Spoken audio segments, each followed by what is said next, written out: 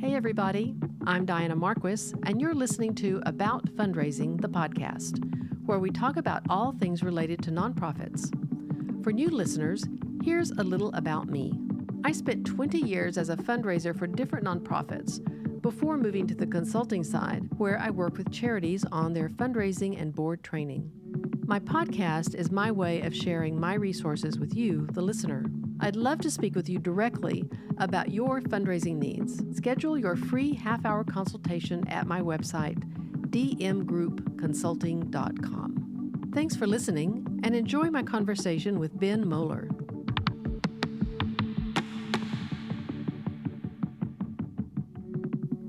Ben Mohler is a chief executive and principal consultant for ACFRE. Prior to moving to the consultant side, he held key advancement positions for various colleges and universities, including UT Austin. He has a graduate degree in philanthropy and development, and in addition to earning the ACFRE accreditation, he is one of the few fundraising professionals who have achieved the ACFRE level. Ben, thank you for joining us today. Yes, thank you. So we are going to be talking about boards of directors. And I want to start with a situation that I've experienced, and maybe you have too, where I have known executive directors and development directors who feel like boards of directors are a waste of their time and energy. Have you heard of that? Yeah, I have. And I think a reason for that is because a lot of the ways that we use boards are not an effective use. And so to compensate for the ineffective use of boards, they become a waste of time and energy and a point of stress and frustration. And one of the things that I've seen with boards is that there's this dichotomy where you want the boards to be as involved as much as it takes for them to be able to speak intelligently about the mission and to be a representative of the organization. But there's sometimes a reluctance to let them get too deep or too close. Almost like you don't want them to see inside and see, the like using a dinner party illustration. You don't want them to see the dirty dishes that are behind the scenes that are, on the countertop in the kitchen. You want them just to see the grand banquet that you prepared for them, right? Mm-hmm. And I think that there is a lot of times that we are leaders in the nonprofit space they're unwilling to let the board members into the kitchen to see that, it does take time to prepare the meal, to get the stuff ready, there's a lot of work behind the scenes, and they just want to show them the meal, make them feel good, make them feel welcome, be able to talk about the mission. And really, they're treated more as observers and not actual true fiduciaries and not a true governing board. And I think that's where a lot of that frustration is that there's just the closed door, so to speak, of the kitchen. That maybe is a great analogy, maybe it's a terrible one, but I think you get the idea. I do. And this question is probably a spin-off of that one to an extent. And again, it's been partly a part of my experience as a fundraiser that board members are hesitant to contribute financially to the organization on whose board they serve. Yeah. That has never made sense to me. Well, why is that? I think there's a couple of reasons for that. One, I think sometimes people happen to board roles because they are valued participants in some way. Maybe they're, vocal in some way, or they're supportive in some way. They're volunteering their time, or they're a friend of a friend. And so it's like the path of least resistance. And I think the fact that the financial piece is kept at arm's length. And so people they're on the board, and the ED, I think, feels this pressure not to lose any of their supporters, not to lose they have to have a board of directors. They have this fiduciary governing board for legal reasons. And they don't want to do anything that would alienate them or push them away. And so, regardless of how they come to the board, I think there's this reluctance to talk about financial support because it could push away people that they need. And I think another reason might be because let's say that they are a financial supporter. Let's say they are identified because they are providing some support, and maybe the ED, the executive director, the president, CEO, whatever they are called, maybe they target or they identify someone for board service because they're like, this person's been a valued supporter, that they've been contributing financially for a number of years, and they might have capacity to give more. And maybe if they're on our board, they would know that they could give more. And I think there's this expectation that if we bring them closer, that maybe they would feel inclined to give. But again, no real conversation about that. And I think that sometimes the board members, the fact that they're not engaged personally in that discussion, that it's almost like an expectation that they should just know that they're being recruited because the potential to give, but they're never really told. And I think another reason, maybe subconsciously, is that a board member may feel like if they start giving more, that maybe they would make other board members feel bad that they're not giving, or draw more attention to themselves, or in some way, like maybe their gift or their giving is not confidential, or is basically they are seen differently than the other board members. And so I think there's some interpersonal dynamics at play that, and without really having a conversation with individual board members, you don't really know that,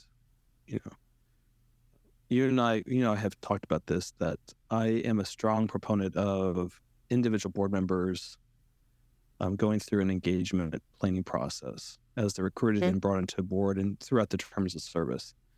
And I think that those personal discussions between the management, the ED, the CEO, whatever you want to call them, and every individual board member is so critical, where they can actually talk with a board member about in what way do you have a passion for the organization? What way do you want to support? In what way do you want to be engaged?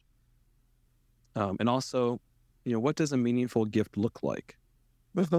And to have that conversation. I don't know that in training our leadership, in training board member, or in training executive directors and CEOs and whatnot, I don't know that we actually provide training on how to have those conversations and how to navigate those waters in a way that is meaningful and personal, and not seen as like just chasing money.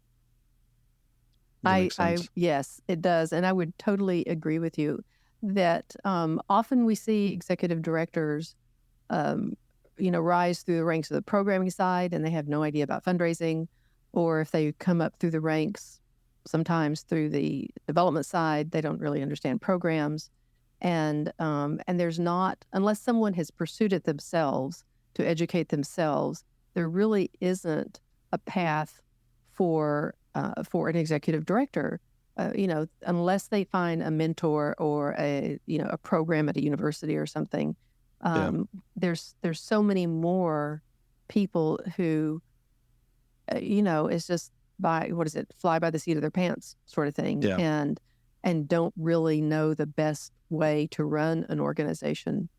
The few times I've seen an organization run well, they have a nominations committee, a governance committee. They have job descriptions and everything that goes along with that. When in your experience as a staff person and as a consultant, what do you tell the groups that you work with about what they need? I assume you come in and do some sort of assessment, and then what? Yeah, I typically will start, before I dive into an assessment, I think it's important to establish trust. And, with any relationship, trust is the most critical piece. And so when I'm working with a current client or a prospective client, or just like, you and I get these calls, or someone wants to just, bend our ear a bit, get some free advice. I always start with the trust piece. And I don't want to go into the full, let's do an assessment of the board and stuff. I want to start with the trust. I want to get a sense of who they are, what they're about, and what they're motivated by. Because as a consultant, one of our roles is that we're trying to draw out the best in the people so that we can help the organization be the best it could be. So the first thing I typically do is I start with trust, and then once I have established trust, then I can then ask questions that might be hard, but they know that my motivation is to help them and to help them help the organization. And once you've established that, then even when you get to doing a formal assessment or doing a board training or doing some sort of board development, that you've established that trust, and that they are more willing to be open, more willing to be critical, more willing to be self-reflective, more willing to admit shortcomings or gaps in knowledge or any of those things. It all really begins with trust. And this is be a really broad question. Yeah. What do you find to be the biggest challenge across the board for the different organizations you work with? Is there one? Every organization is. They're so unique. I think the biggest challenge is that there is no formal training on board service.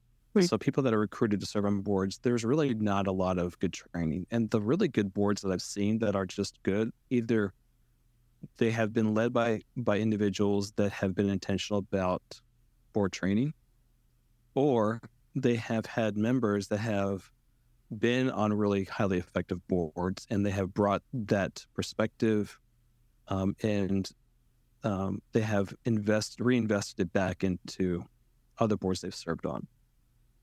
And this is why I'm a big proponent of term limits, because it does a couple of different things. Term limits, they one of the reasons I like them is that if you are brought onto a board and you know that your service may be maybe infinitely long, 4-year, 5-year, 12-year, 18-year, 30 years, what motivation do you have to try to make an impact, try to have meaningful involvement with the organization? If you're there to be there for a long time, you're going to be more likely to kind of sit back and observe and be slow to inculcate and to bring your perspectives. So that's one reason I really like term limits. Another is that it helps the organization keep members to be accountable, to actually have substance and to be involved in the work of the board. And we've talked about this before, but I think that every board member should come on with an engagement plan that would involve what ways do they want to be involved in the business of the board. So, what committees, what activities, what things that the board does are they most interested in? Finance committee, governance committee, whatnot. To talk about their investment, how they want to give their financial support, what does that look like? And then also the advocate, so how they want to influence on the behalf of the board. And if you are holding board members accountable to engage in those 3 ways, not every year. You basically say in your term, you have these goals that you have identified and we are going to help you achieve, that you're working together with them. And that if they're not achieving their goals that they want to do at the end of the 3 years, 4 years, whatever the term limits are, that you could either vote to renew them or not. And then if you do, then hopefully they continue on. I think it helps people be accountable and be focused. That they know that there's a sunset to their service. I think it also makes it so that organizations I think the reason why organizations don't want to enforce term limits is that kind of goes back to, people that, the giving piece where they don't want to go and ask them for a gift because they're afraid they're going to chase them off. if your board they're the closest to the mission, and if they're the most supportive, the most giving of all your donors, then you may be reluctant to let them term out because you may be feeling like their attendance at board meetings is what's keeping them giving. So I think if an organization can be intentional about individual member engagement, that is not necessarily just board meetings and board service, but is actually true engagement, true stewardship, that they would welcome a chance to be involved for 3 years, 6 years, term out, and maybe come back because, they know that they would be engaged even when they're not on the board. And I think that when you have something like that in place, a term limit that brings in people, trains them, holds them accountable, basically makes the board high performing, and they get a year off or more, and they go to another organization and they can bring that experience, that thought leadership to another board, then that really, it kind of helps perpetuate and bring that high performing attitude to other nonprofits. I think that's kind of one of the things that is challenging about when you don't hold term limits and you don't hold board members accountable and you don't, it makes it so that the default is boards that are just observing. I agree with that, definitely. You had a real nice segue there into one of my questions about the pros and cons of term limits. What are some of the cons of term limits? What works against term limits? The biggest pro for term limits is that they're in the self-interest of the organization to be lazy. That's the biggest pro of not enforcing, of basically letting them be perpetual terms. I don't see there are any cons if done well. I think if you are using people, I think the nonprofit sector is going to have a reckoning with our attrition rates. How we are really reliant on new donors, and the downgrades and loss of donors over time, and the reliance on new donors. That's gonna. I mean, we're already seeing that effect in nonprofits. That we're really reliant on new donors. I think the same is true with boards. Right. Is that we become reliant, I think, on folks that are engaged, and it's the Pareto principle for sure. The 80-20. That, and even worse than that, I think that the folks that are really involved, they're serving on multiple boards, and no one's really giving like a full effort on one or two boards. They're serving on 3 or 4 or 5 boards, and they're not having the impact I think they could have. So the cons of not having term limits are that the sector suffers for sure. Yeah, I agree with that. There is an organization here in Dallas that I used to be involved with many years ago. And one thing I learned from her, I haven't been able to apply it with every other organization or client that I've worked with, but I really admire what this founder and executive director did with her board. Is one, she had a huge board, which everybody says, oh my God, that's insane. But she had a very good, close executive committee that she worked with. And there were term limits. And then, thank goodness she set that up. That was part of the beginning.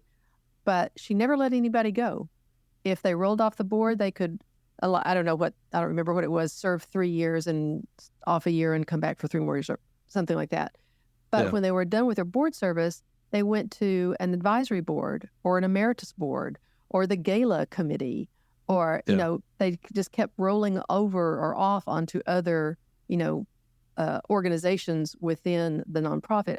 I love that. And I think that's a lot of work for sure, but it kept people there, and it kept their donations there. And, people stayed involved. I mean, I was involved for 10 years, and that was a long time ago, but people were involved like practically their whole life supporting this one organization in one way or another.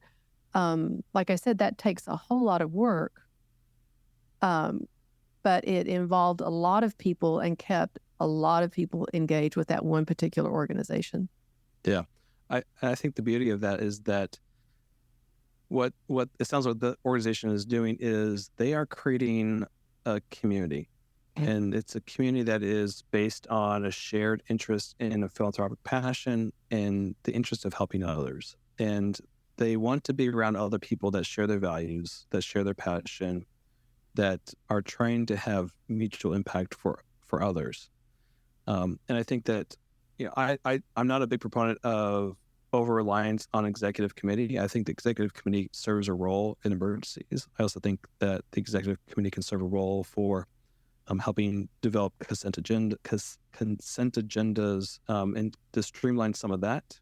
But I also think that there's a caution with executive committees that they could basically insulate the full board from their full governance and fiduciary and even generative responsibilities. But if you can create a structure that brings folks on, trains them, engages them, gives them personal, meaningful work to do as a board member, and then in that process of discovery for those individuals, you're helping them identify where within the organization can they serve beyond their fiduciary role. That's beautiful. Yes, and just one more piece of this organization that I really appreciated was that the board members who had served a good number of years were mentors to the newer board members.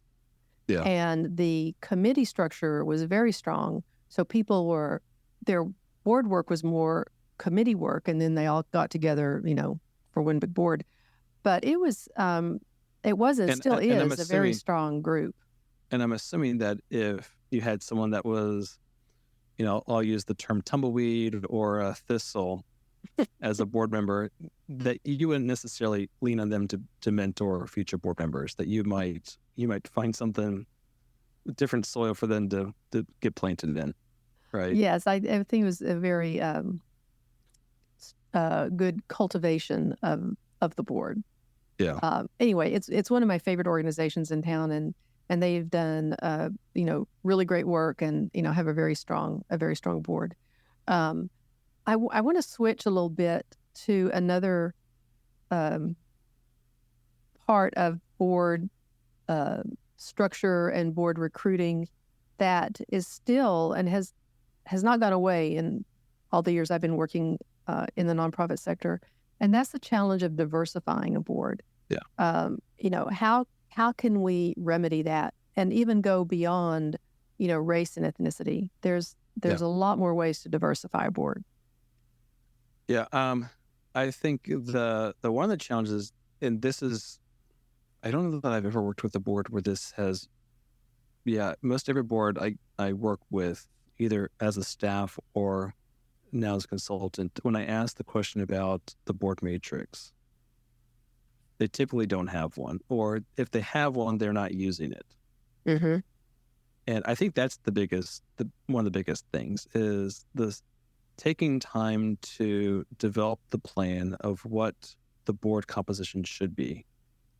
And that's not, like you said, that's not just race, ethnicity, whatever. That is, thinking about what's coming up for the organization. Are you going to go through some sort of software conversion or, that sort of thing, where you might want to have some people on the board that have more of a technology mind.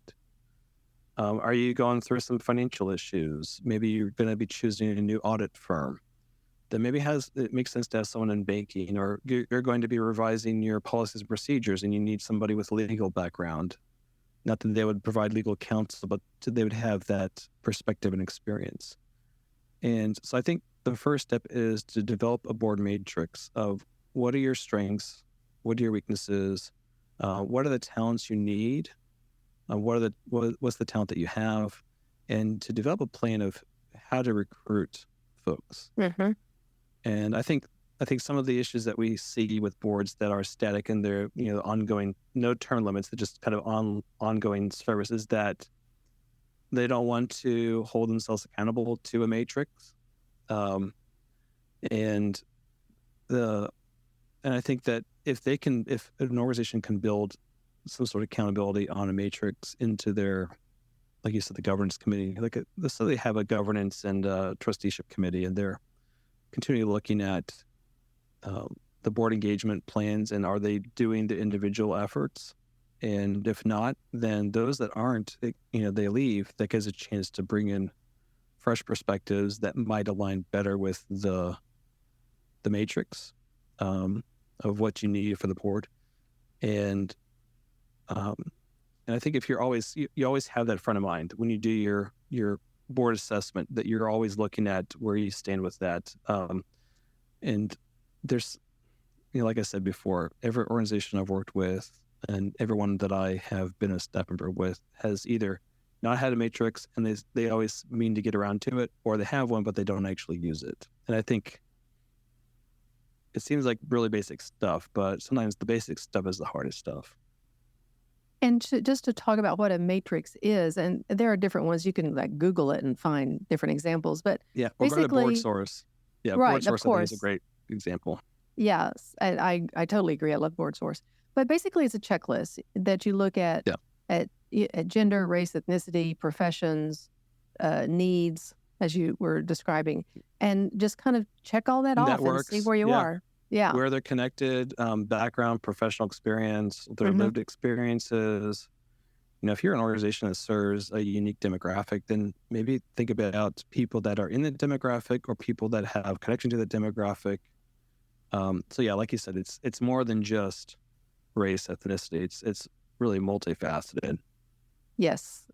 That's so true. And a board matrix, like you said, it's such a simple tool that is not hard to use, that could really make a difference when people are looking at who they want to bring on board next. Yeah. It could also help the board be principled with, let's say they have 5 people and they're all really qualified. And rather than bringing them all in, maybe they can bring in 1 or 2. Then it helps them be able to be focused on which one is the priority. Maybe not the one that has, like, they love the most or is the most dynamic, but maybe the one that is the most critical in terms of the perspective that they bring to the board. Right. And I talk about bringing on a cohort and having another cohort roll off. Yeah. So that you've got a rhythm going of bringing on, a certain number of new board members that can be trained and so forth, and another one rolling off, so that there's always a fresh perspective coming on board. Yeah. And the people that are coming on board have like maybe a board buddy that, Exactly. I may be new, but there may be 1 or 2 others that are also new. And so we kind of we may feel embarrassed to ask everyone else. We might ask our board assigned mentor, or we might ask one of our board buddies that's in our cohort. And it's a way to just help kind of develop that community. Yes, exactly. And talking about the person who is recruited, so my question to you is, if a person wants to give their time to serve on a nonprofit board, how do they find the best fit for them? And then what should they know before accepting a board position, a voluntary nonprofit board position? I think it's important that if they're looking for a position, that they do their own matrix, their own self-assessment of what are their skills, what are their perspectives, what are the unique things they bring to the board, in what areas are they connected. So it's almost like the board matrix in reverse. And it's just like to have full awareness of self and how could they bring value to a nonprofit.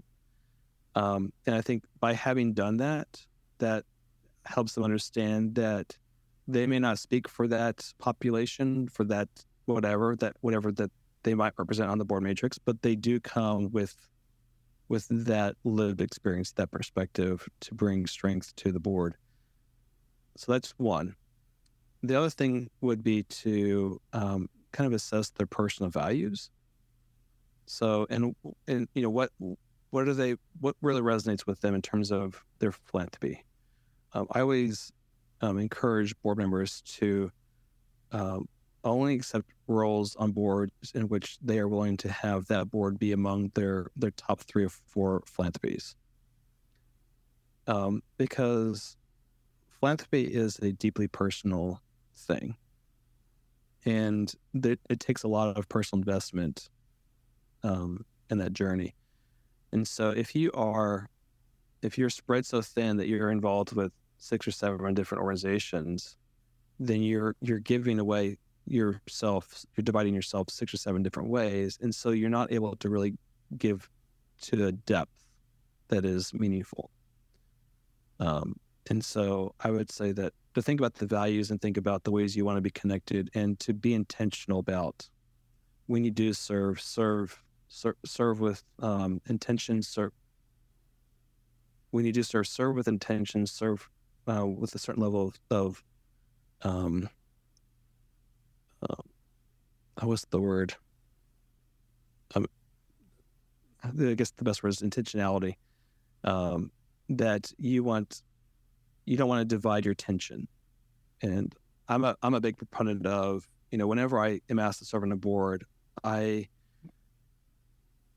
take stock of what boards I'm on and where I am with my service, and I don't say yes unless I have known that I'm rolling off of a board and I have capacity, but also that I have a sense of what I want to do next, and that board service, that the thing that I am being called to do for that board aligns with what I want to do next.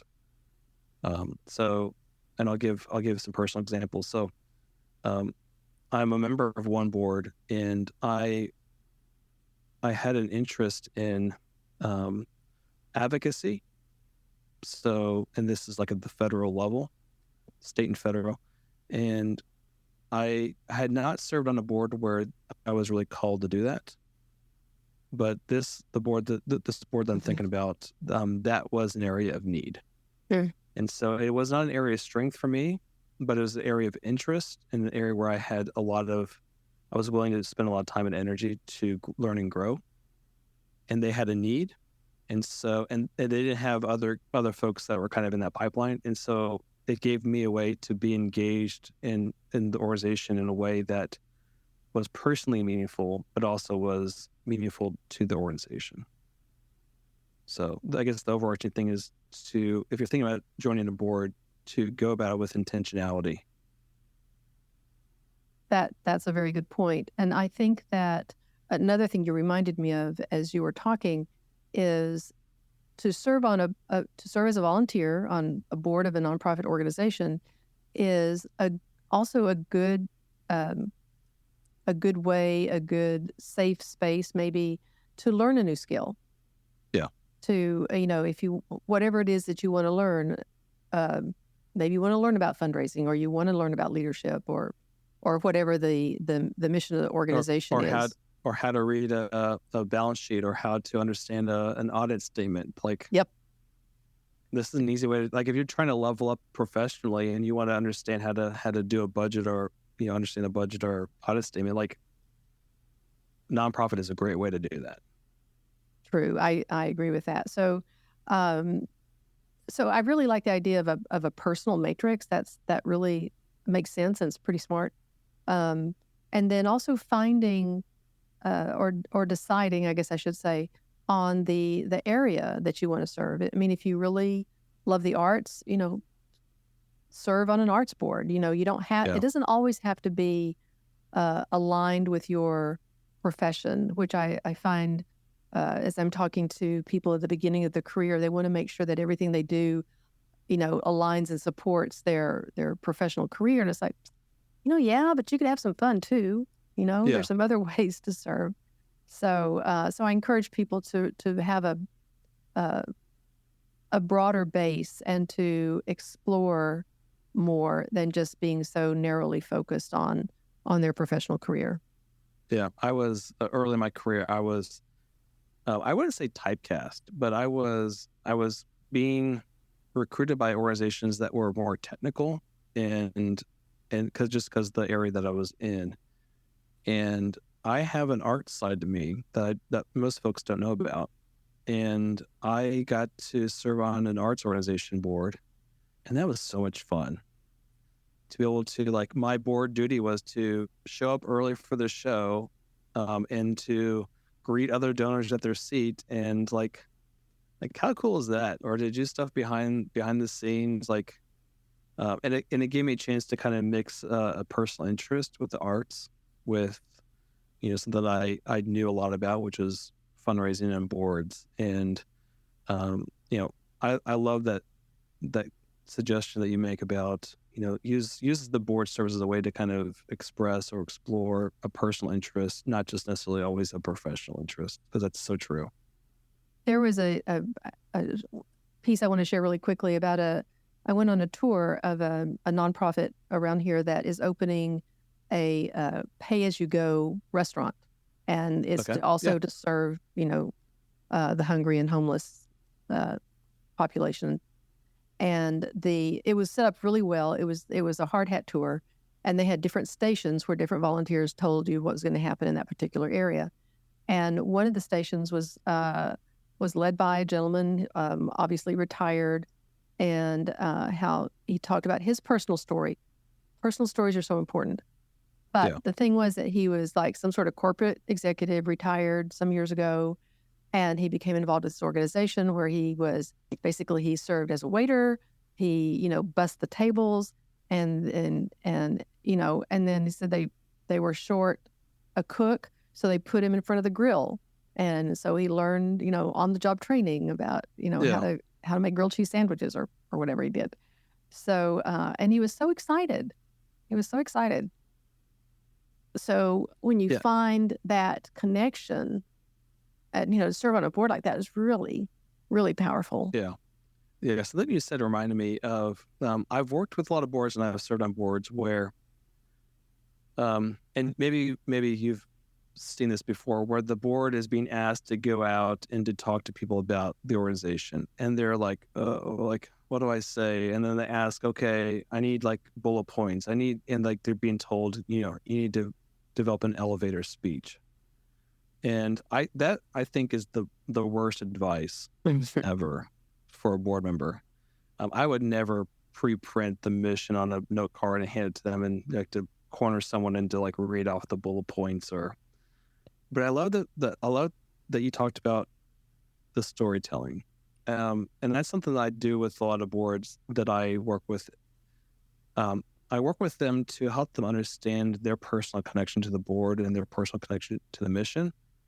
And that way, if someone does ask them about their service or their organization or the mission or the impact that it has on the community, that they're not reciting a bullet point list or, some really, really, really terrible elevator speech that they've memorized, but they're telling a story that it's from the heart, that they don't even have to think about it, that it's just intuitive. And I think that's the thing about board service that I think that we get, the sector gets wrong a lot, is that we are so, we're so ready to give them a list. Hey, here's the bullet point and recite this. And it's almost like high pressure sales, or, there's, the pyramid marketing schemes. Like, it's almost like we're going to trick them into like become on a whatever. And that shouldn't be what it is. It should be, like you said before, the community, creating community, and you want to tell the story and make people excited about it. And you can't do that by reciting some memorized, script. The way to best do that is to speak from the heart and, to help your board members be able to do that. I think that's the most critical thing. I love that. And I totally agree with that. And when it works, it's just so beautiful. And like you said, the people who are listening can tell it's from the heart, and then the people are really committed. And that's what makes the difference. That's what can make the difference. So I've got one question. I'll probably ask it in a couple of different ways. I think it might be the same answers. Until you get the right answer that you're looking for. Exactly. Okay. So one way I'm going to ask this is, what are some tips or suggestions that you have that would help an ED or board chair build an effective board of directors? I would say, so let's say that are they starting from scratch, or what is the? You tell me. Open book. Okay. So I'll take the most common scenario that a board member, or executive director or CEO, president, whatever, has inherited a board, they're new on the job, they have the board. Okay, now they need to build the board. I would start with the leadership rather than trying to eat the elephant all at once. I would do it a bite at a time. Or I have a friend in Egypt, and she's like, she did not understand that metaphor. And I said, it's like building the pyramids, one block at a time. You don't do it all at once. You do it one at a time.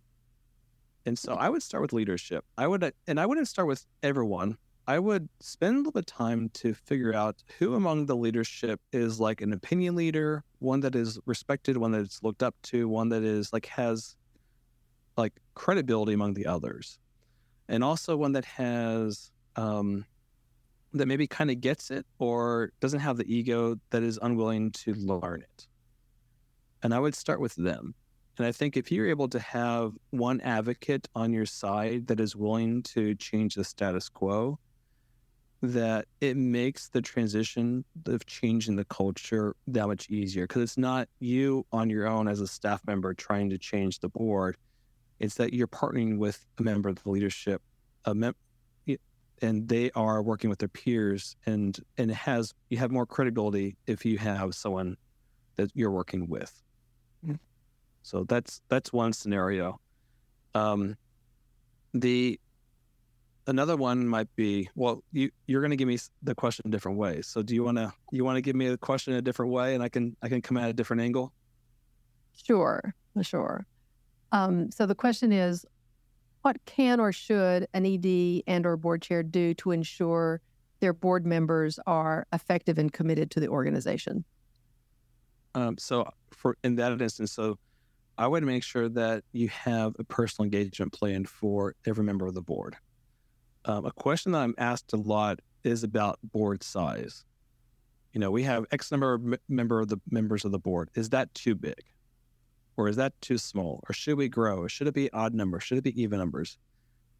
And my most common response is the board size is predicated on how is it in the ability of the management, of the ED, the CEO, whatever, to be intentional by spending time with those board members, to build an engagement plan, to establish trust, to ensure there's mutual accountability. And so one of the things I would make sure is that intentional time is taken to build those relationships and to establish that trust and to build those individual engagement plans for every board member.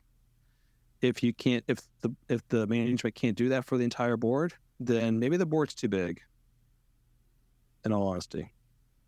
If there's 50 members of the board and you think about, okay, I need to meet with them all once to begin the planning process, I need to meet with them a second time to put it in motion, I need to meet with them a third time to make sure that they're on track, and need to meet with them a fourth time to basically do a year-end assessment.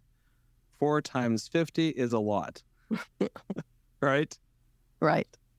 So that would be one thing, is I would assess what is a realistic number of meetings and realistic number of contact with those individual board members, because you want to be able to establish some trust outside the board meeting, so that when you're all in the room together, that it is that safe space, that not safe in that everyone is tiptoeing around each other, but safe in that people can say things that are hard to say, or they can address issues that are challenging to address, but they've been intentional about building relationships and establishing trust, so they are then ready to do those issues together.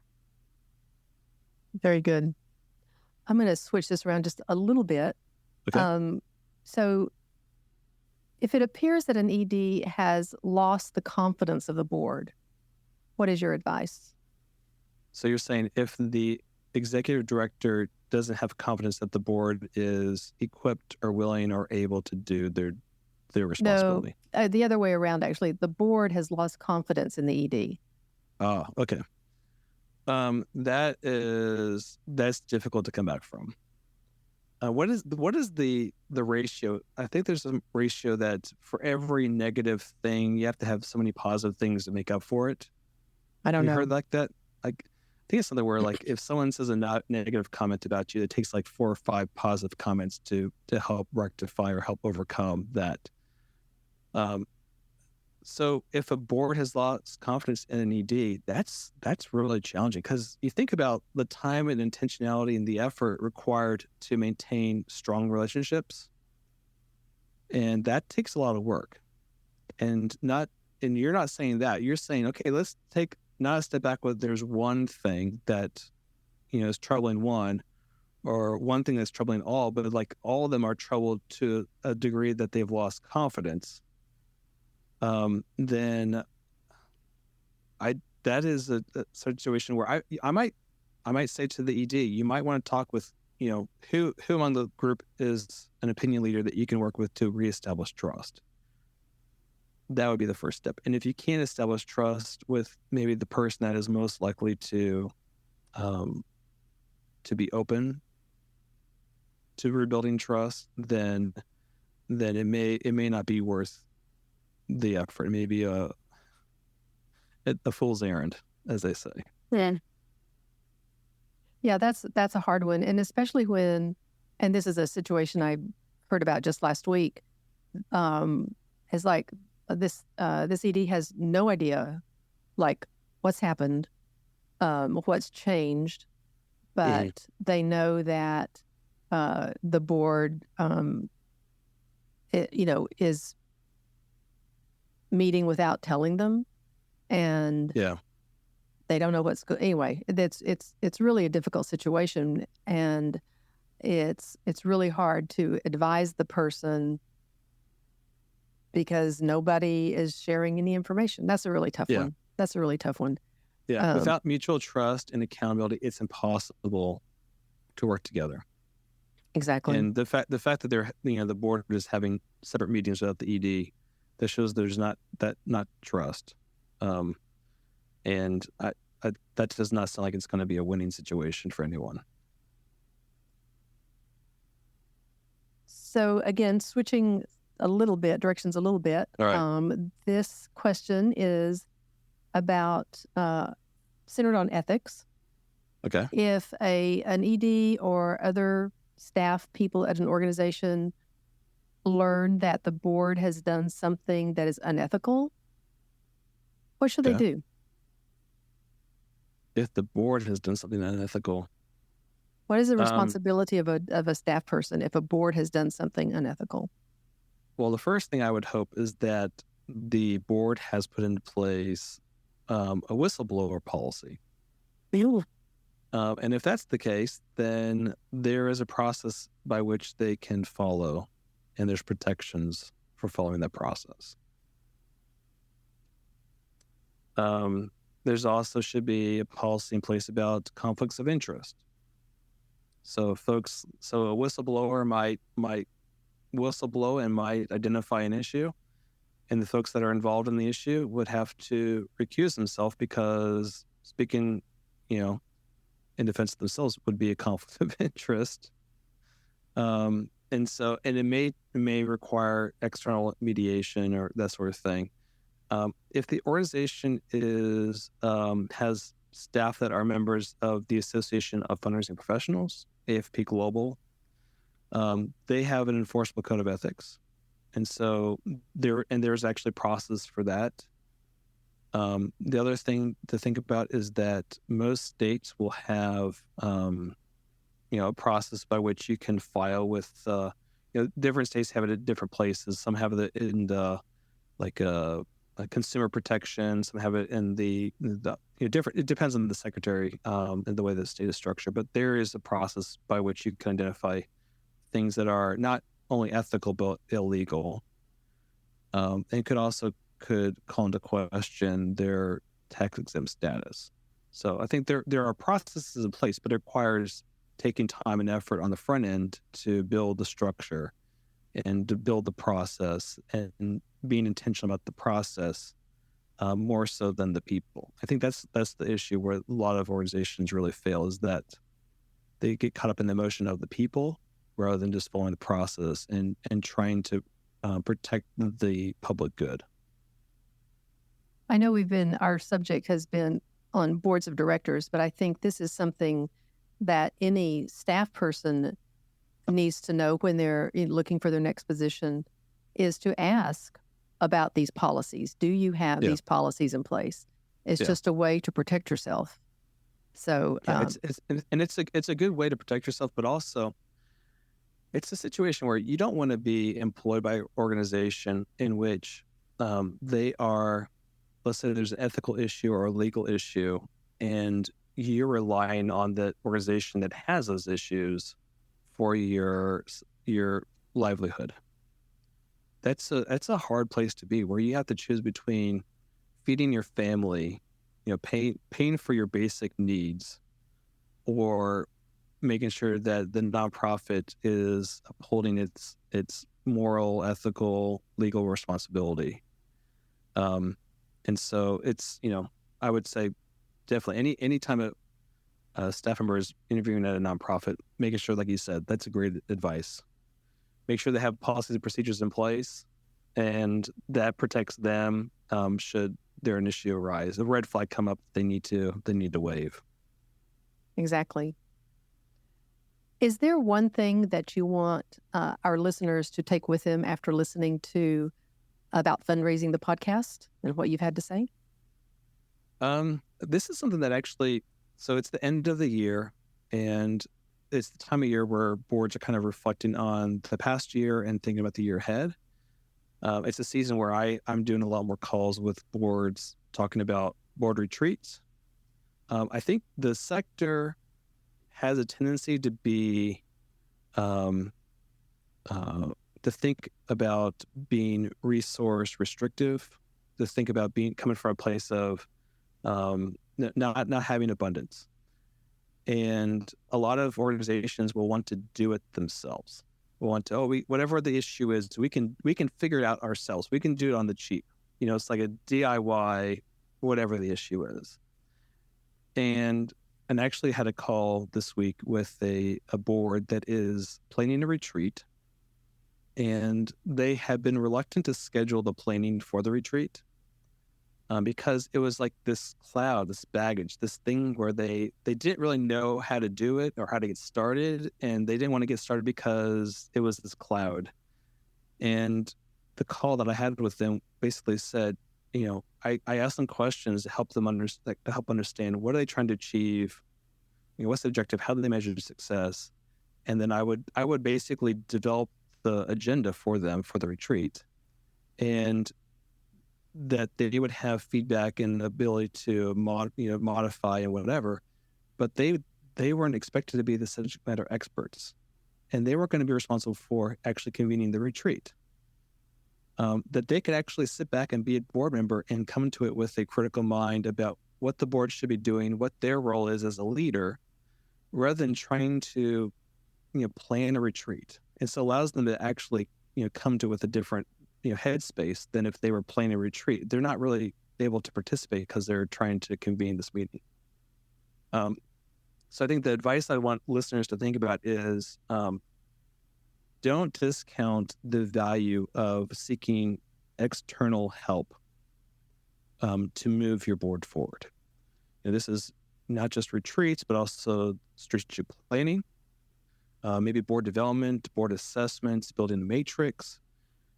That it may be able to be something that you can do as a board member or as a staff on the cheap, but you're going to have limited perspective. You're not going to have as broad a perspective. You're just come at it with what you know, and it may cost you more in terms of staff time, in terms of the timeline to actually execute the thing you're trying to do. And so it actually could be a time savings and cost savings to bring in external help, but also to be more enriching perspective. There are so many different resources of finding professional talent that help nonprofit boards. So Board Source is a great reference if you're looking at folks that are focused on board structure.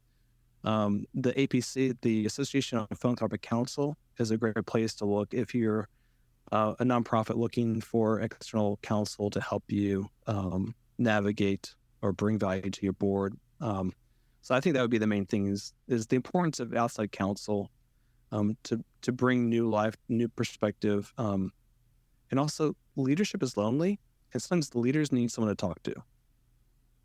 Good point. And so having that outside voice is just so important that, an ED can't really talk to the board chair about the issues they're having with the board. The board can't really talk to the ED about the problems they're having with the ED. I mean, maybe they can if they have established trust and accountability, but if there's tension there and they need to be able to address it and they need to be able to work to resolution, that sometimes bringing in somebody that's a third party, it doesn't have any sort of invested loyalties, is of value. Very good. Very good. I agree with everything you said all day. Oh, good. So, and just to kind of summarize here, what I've been hearing is what trust is like paramount. It's the top of the pyramid. Yeah. And to have planning and use the tools that are available, both people tools like consultants or other specialists, and then tools like a matrix or other kind of planning tools that are readily available. And I'll go back to the idea that you shared of both the board member who's looking to serve and then the board who needs people to serve, is to both have your own matrix to find that match. So I think all of those are very useful and hopefully time-saving and good ways to help people find where they best want to serve, because people want to help and people want to serve. So we want them to. Agreed. Yeah, and you want to position them so that their service is meaningful and has significance. Exactly.